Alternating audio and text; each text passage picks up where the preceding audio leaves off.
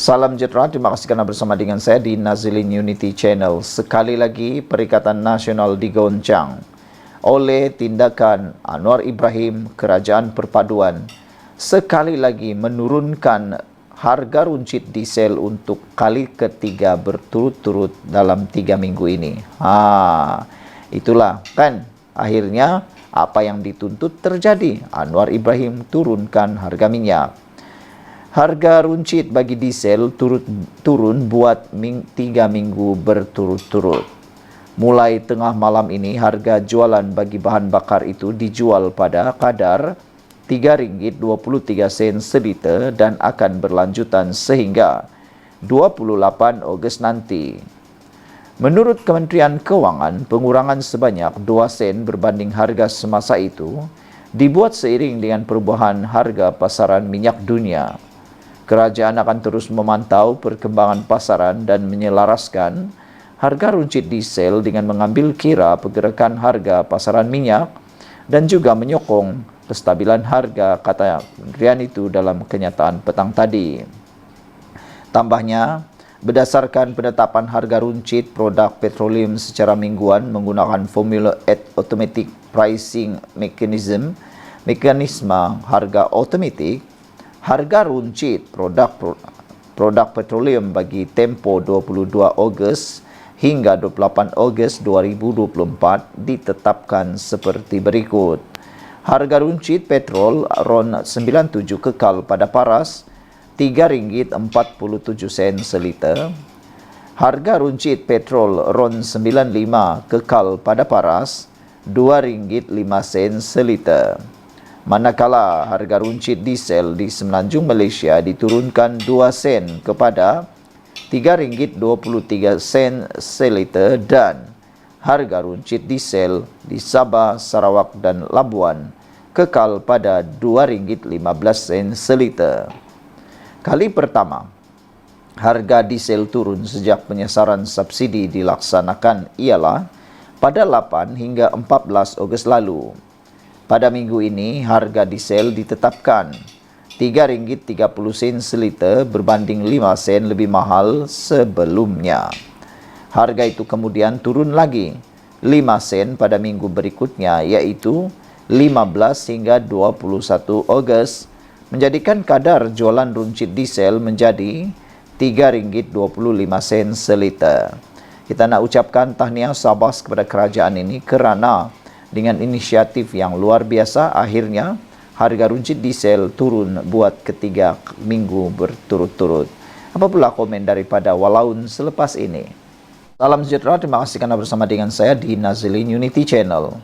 Kenyataan daripada Zahid Hamidi ini paling panas. Mungkin akan membuat menggelegak lagi lah suhu politik khususnya Perikatan Nasional.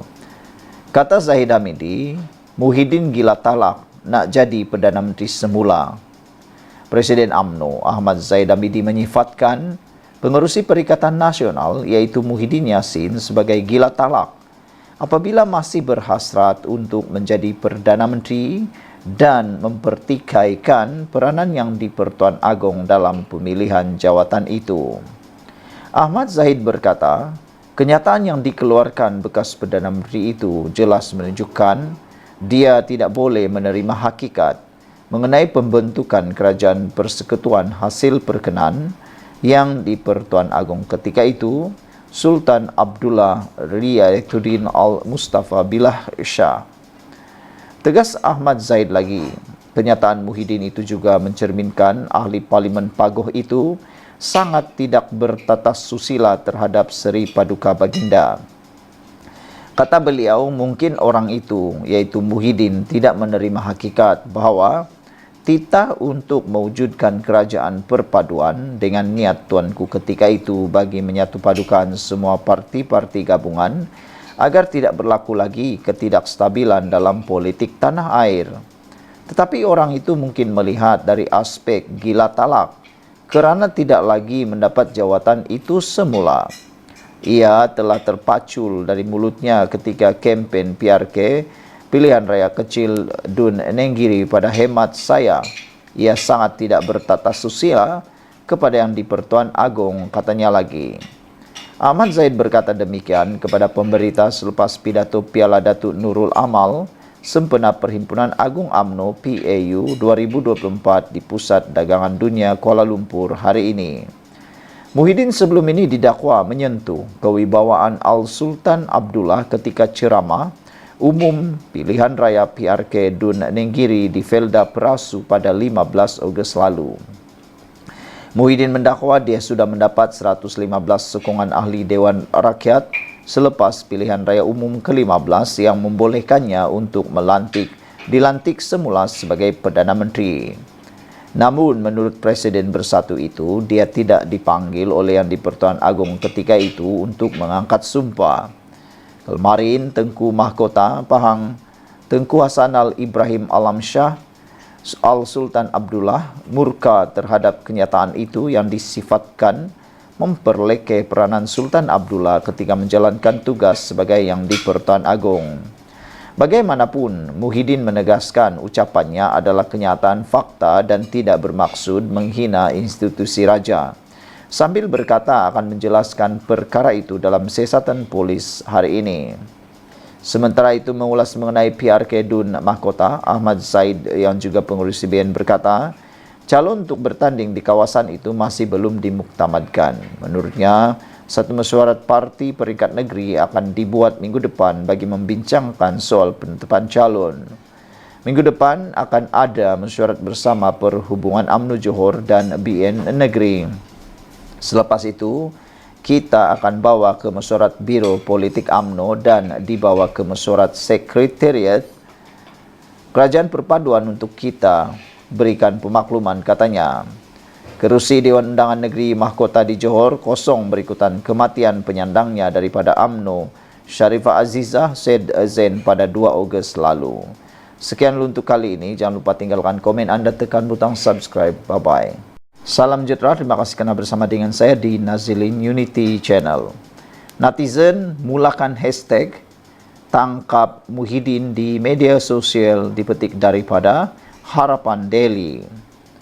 Pengguna media sosial sejak semalam mula melancarkan tanda pagar tangkap Muhyiddin susulan kontroversi membabitkan Pengerusi Perikatan Nasional PN Tan Sri Muhyiddin Yassin. Kemarahan orang ramai terhadap Presiden Bersatu terus meningkat, berikutan pembangkang masih mempertahankan tindakan mereka. Hasil pemerhatian Harapan Daily, tanda pagar hashtag tangkap Muhyiddin, hashtag tarik gelaran dan hashtag pertahan Pahang telah mula digunakan dengan banyak kali di Facebook, aplikasi X dan Instagram. Seorang rakyat Pahang, Sahara Seman, kecewa dengan sikap Muhyiddin dan mahu polis mengambil tindakan terhadap bekas Perdana Menteri ke-8 itu. Sultan kami, maruah kami, rakyat Pahang, Tan Sri Muhyiddin Yassin telah secara terang-terangan menghasut rakyat agar hilang kepercayaan terhadap institusi Raja-Raja Melayu, katanya. Diharapkan agar PDRM dapat mengambil tindakan sewajarnya terhadap Tan Sri Muhyiddin Yassin, hashtag pertahan Pahang, hashtag 06 pertahan Pahang, catatnya. Liana Marzuki pula mengimbas kembali sikap Perikatan Nasional PN ketika parti itu ingin mendapat kuasa. Pada waktu itu, mereka lah yang terpaling lantang mempertahankan Yang di-Pertuan Agong kononnya. Tahun 2020, Agong disembah dan diangkat kerana dia nak jadi Perdana Menteri tanpa pilihan raya. Siap Agong pertahankan pelantikan dia? Siapa Agong yang pertahankan pelantikan dia? Fast forward 2023-2024, diperli dan diperlekeh Agong yang sama berulang kali. Agong yang sama yang pertahankan dia masa mula jadi Perdana Menteri, lupa daratan sungguh manusia ini, katanya. Muhyiddin dalam kenyataan kemarin mempertahankan tindakannya, mendakwa. Ucapannya adalah fakta dan percaya beliau tidak melanggar mana-mana undang-undang negara. Datuk Seri Tuan Ibrahim Tuan Man pula dilaporkan telah menyatakan sokongan penuh kepada Tengku Mahkota Tengku Hasanal Ibrahim Alam Shah berkaitan gesaan supaya Muhyiddin disiasat. Pemuda Bersatu pula pada semalam membuat laporan polis mendakwa rakaman video Muhyiddin telah disunting untuk memburukkan pemimpin PN terbabit sekaligus dikaitkan dengan isu Raja Melayu Agama dan Bangsa 3R. Namun demikian saudara-saudara sekalian, apa yang menarik ialah netizen mula menuntut Muhyiddin atau geng Bersatu, pemuda Bersatu yang membuat laporan polis itu menunjukkan pita video atau video yang dikatakan original yang tidak disunting. Maksudnya begini, kata mereka kalau ada yang disunting, tunjukkanlah mana yang original yang belum disunting. Kami nak tahu mana satu yang disunting, mana satu yang tak disunting. Kalau tak mampu menunjukkan mana satu yang belum disunting, bermaksud anda bohong, kata mereka lagi. Seorang lagi pemimpin daripada Amanah memohon supaya Muhyiddin Perikatan Nasional perlu henti bangkitkan isu keabsahan pelantikan Perdana Menteri ke-10. Selain daripada itu, KJ juga telah mencadangkan supaya Muhyiddin segera mohon ampun kepada Sultan Pahang dan Istana Pahang.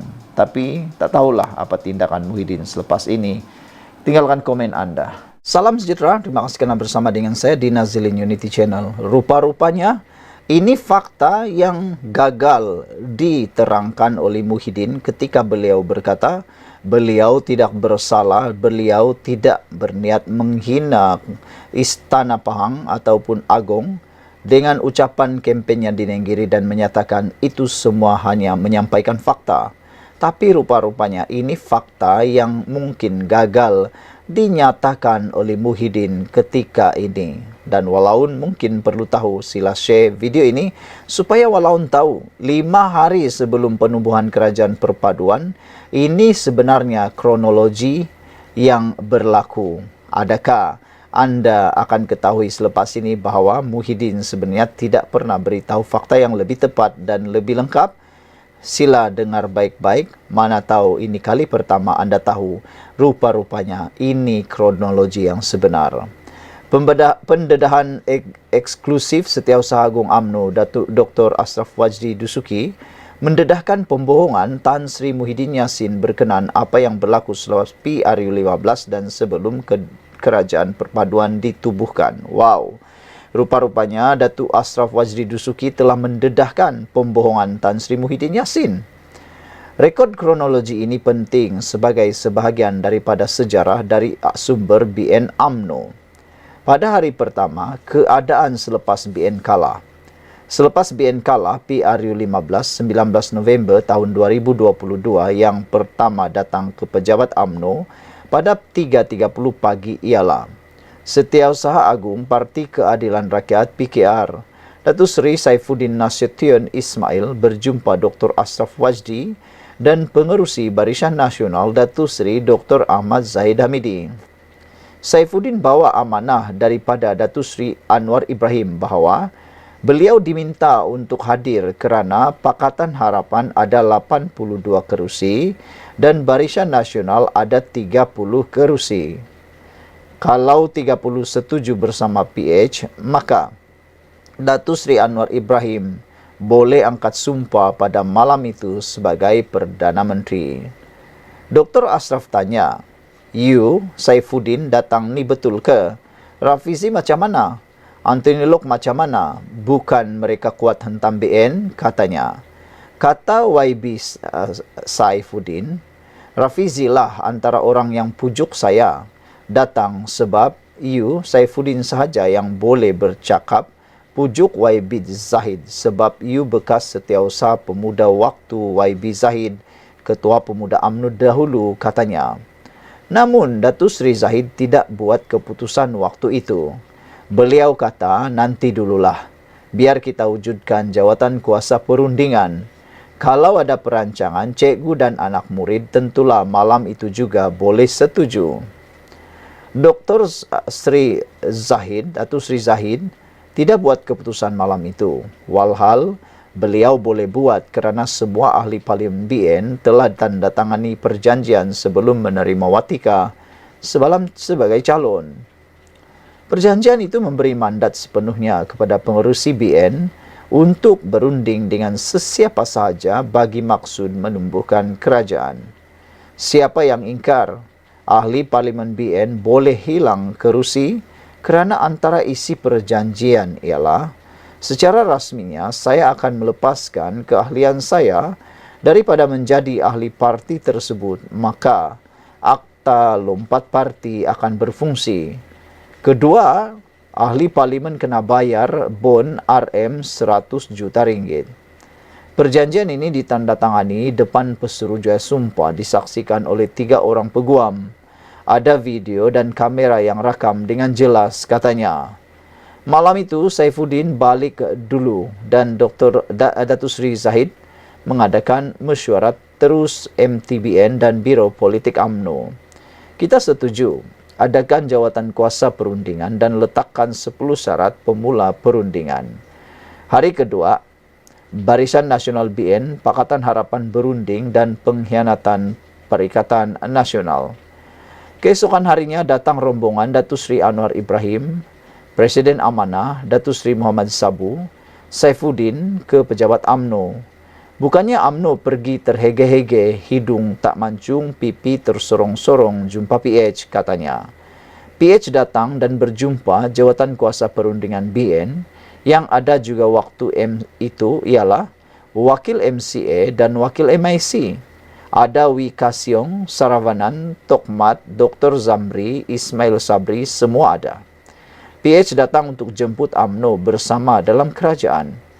Zahid berikan 10 syarat yang telah ditetapkan. Datuk Seri tidak terus buat keputusan waktu itu. Selepas habis perjumpaan tersebut, Zahid minta Dr. Zamri berhubung dengan Tan Sri Muhyiddin Yassin supaya berlaku adil untuk tunjuk pula syarat-syarat BN kepada Perikatan Nasional PN. Malangnya Tan Sri Muhyiddin Yassin tidak layan dan dia kata, nanti dulu, ini menyebabkan kita pelik. PH datang jumpa BN tak sabar-sabar, tapi Muhyiddin kata, nanti dulu.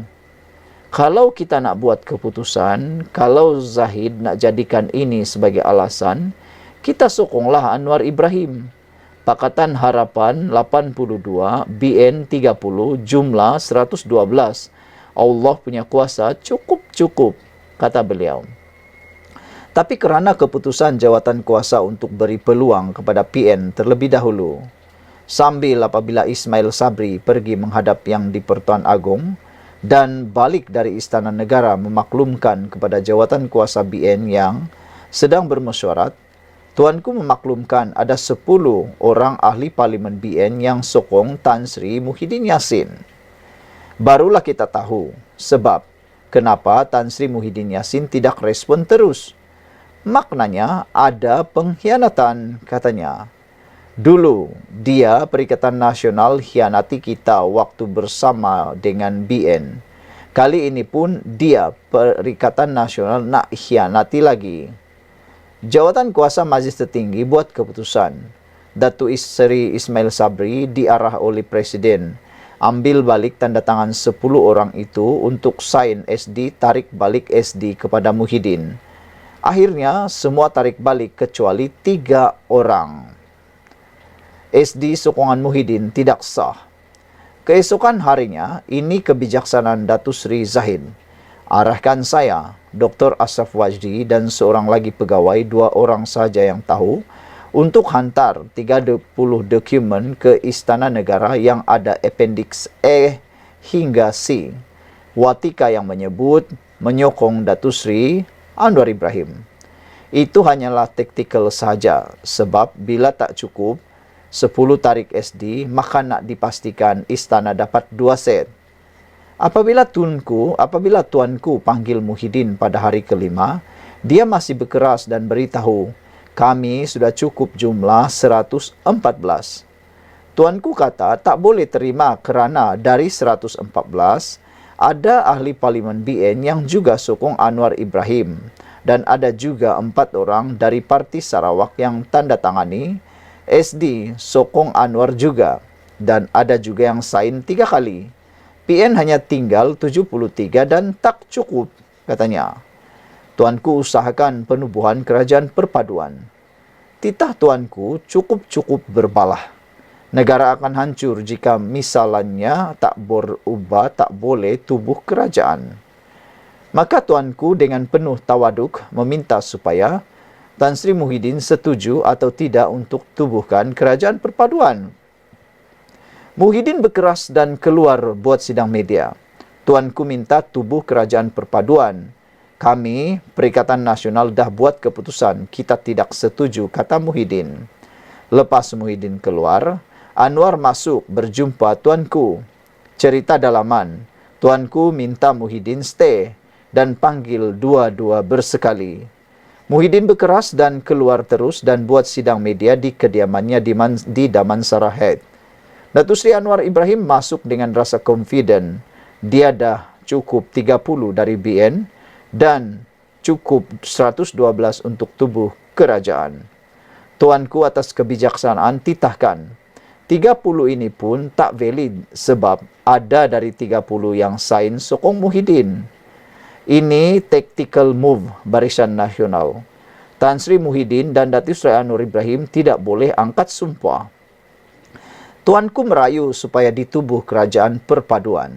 Anwar bersetuju, tapi 82 tidak cukup jumlah. Pukul 5 petang, 22 November tahun 2022, keluar satu kenyataan dari Istana Negara minta supaya BN datang menghadap. Sebab itu esoknya Datuk Seri Zahid Hamidi datang menghadap tuanku bersama. Banyak ceramah PN berbohong mendakwa. Datuk Seri Zahid berbohong dengan semua orang. Berjumpa tuanku, kita tak tahu apa yang dibincangkan dengan tuanku. Tapi dia sebut, tuanku suruh tubuhkan kerajaan perpaduan. Zahid tidak pergi menghadap berseorangan, tapi ditemani oleh Tokmat dan Dr. Zamri untuk menjadi saksi. Bila menghadap, tuanku titah satu perkara sahaja. Tubuhkan kerajaan perpaduan, titik noktahkan persengketaan lama. Zahid jawab dengan penuh beradab bahawa Patik boleh bersetuju, tapi Patik tidak boleh membuat keputusan seorang. Beri masa Patik berbincang dengan Majlis Tertinggi BN.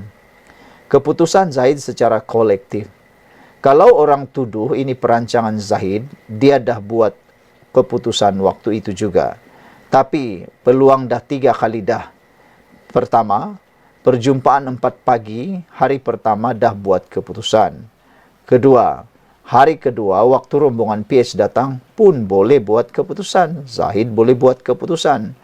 Kali ketiga, tuanku tanya setuju atau tidak tubuh kerajaan perpaduan. Tapi Zahid cakap boleh buat keputusan. Zahid boleh buat keputusan, tetapi dia tetap mengambil keputusan kolektif. Zahid tidak terus buat keputusan. Kalau setuju, Anwar sepatutnya dah boleh angkat sumpah.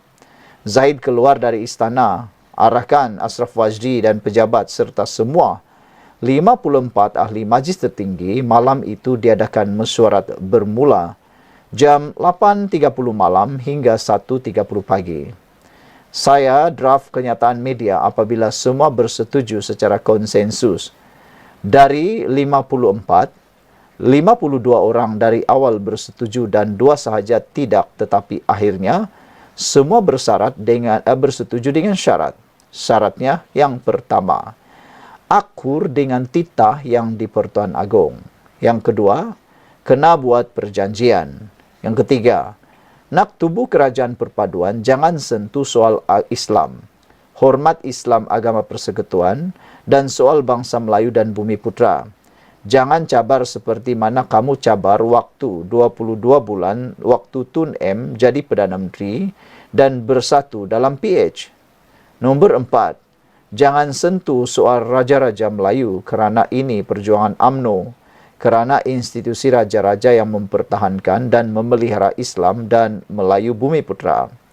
Yang di Pertuan Agong angkat sumpah dengan kalimah walahi wabilahi watalahi untuk mempertahankan agama Islam dan bangsa Melayu. Kalau politik berubah, ada 2/3 untuk pindah perlembagaan pun tak boleh pindah perkara 153 selagi tidak dapat perkenan Raja-Raja Melayu. Saudara-saudara sekalian, itulah sebenarnya yang berlaku, yang mana tidak pernah didedahkan sebelum ini. Rupa-rupanya seperti yang dinyatakan oleh Ashraf Wajdi Dusuki bahawa Muhyiddin mungkin berbohong. Muhyiddin dalam satu keratan di Harapan Daily ini menulis, Muhyiddin penderhaka, ucapan dan tindakan Muhyiddin kerap menyinggung Sultan sehingga kerajaan hingga pernah menyebabkan ketegangan hubungan kerajaan dan istana. Timbul duka cita yang di Pertuan Agong Sultan Abdullah, Muhyiddin meneruskan pelanjutan darurat tanpa perbincangan atau perkenan penuh daripada Agung ketika COVID-19 berlaku pada 29 Julai tahun 2021. Undang juga tegur Sultan Selangor. Tindakan Muhyiddin mengeluarkan fatwa haram sekiranya mengundi calon PH ketika PRK Kulai mendapat teguran dari Sultan Selangor berlaku pada 12 September tahun 2023. Pada 1 Ogos 2023, melanggar titah Sultan Selangor dengan membuat ucapan berunsur 3R berkenan isu kalimah Allah walaupun Sultan Selangor telah bertitah larangan mempolitik, membangkit atau membahaskan isu tersebut. Yang keempat, pada 19 Ogos tahun 2024, cetus pula murka Tengku Mahkota Pahang, perleke dan pertikai tugas serta peranan Sultan Pahang, Al-Sultan Abdullah ketika baginda menjadi yang di Pertuan Agong ke-16. Apa pendapat anda dengan isu ini? Sekian dulu untuk kali ini. Jangan lupa tinggalkan komen anda. Bye-bye.